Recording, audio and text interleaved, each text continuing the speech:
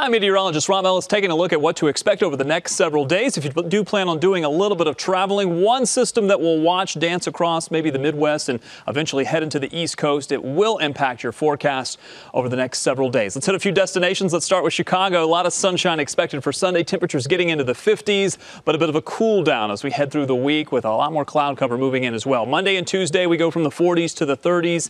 Let's call it partly cloudy skies, but you'll definitely notice those clouds on the increase. New York, plenty of sunshine here, helping to get the temperatures into the mid-40s. By the time we get to Tuesday, more clouds in place and the temperatures cool down just a bit thanks to those clouds. As we head to Atlanta, we've got some thunderstorms expected to move in on Monday, but until we get there, Sunday 73. That'll be nice with partly cloudy skies. A little bit cooler on the other side of those thunderstorms on Monday. By Tuesday, we're down into the mid-60s with partly cloudy skies. For Miami, boy, look at the temperatures here. We go from the mid-80s to almost 90 by Tuesday, and plenty of sunshine expected after a few clouds to start the work week. When we look at Dallas's forecast, you've got thunderstorms expected for the second half of your weekend, but by Monday and into Tuesday, we're clearing a lot of that out. Maybe a bit breezy on Monday. That's going to bring in some slightly cooler air. So despite the sunshine, you'll only get 67 for your high temperature for Tuesday afternoon. When we look to Denver, same thing, some showers, maybe late Sunday. We'll carry that over with some cloudiness for Monday, but by Tuesday, we're calling it partly cloudy skies,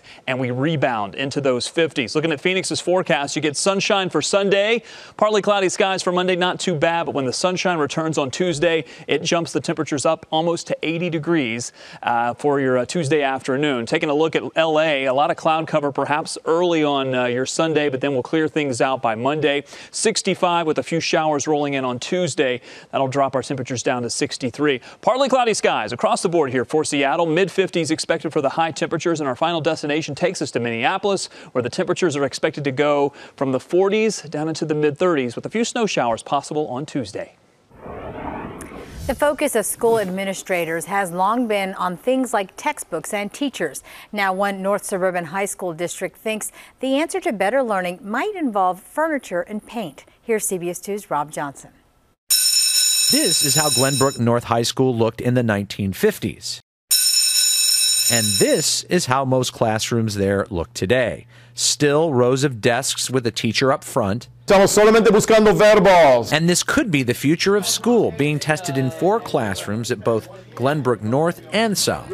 It's all about learning. You immediately notice bold colors. 27 times 1 gets you 54. Wheeled chairs, movable tables replace desks. It's on your boards. Lots of whiteboards. But 2 would be left. Even soft, wobbly stools and sofas. We've heard a little bit like, oh, is this just hippy-dippy stuff? There is research. Certain colors are supposed to help with learning, so green might help with learning in this room as an example. Blue as an accent in other rooms that can be more calming. The wheels and the swivel to the chairs really help students make eye contact with everyone in the room. We need to think of furniture as a tool for learning. People pay attention more, and it'll kind of make learning more fun. There's a lot more positive energy. It's so much easier for me to stay on top task. And it's not just about learning, but preparing students for the future. It's what our kids will see when they leave us, when they go to college, when they go to business settings, that more places are going to look like these rooms.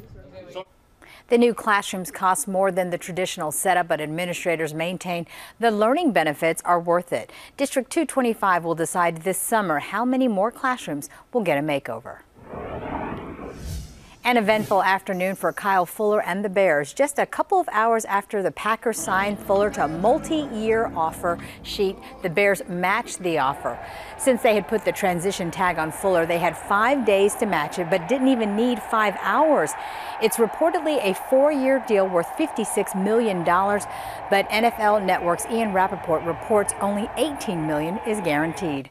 For the latest headlines day or night, head to CBSChicago.com. I'm Mai Martinez. Have a great day.